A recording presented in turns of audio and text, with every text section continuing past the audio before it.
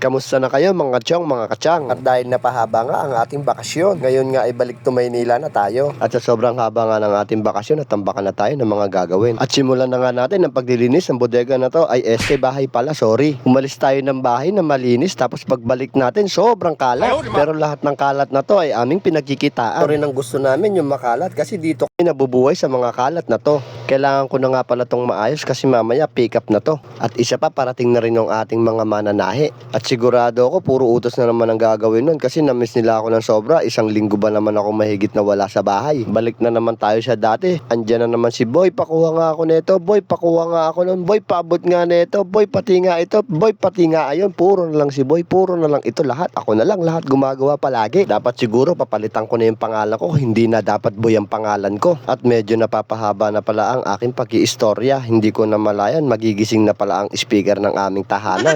At ayan na nga, lumabas na nga ang speaker ng aming tahanan. Akala ko nga dito mag-rap na naman si mama. At hanggang dito na lang nga muna ulit tayo. Hanggang sa muli, paalam!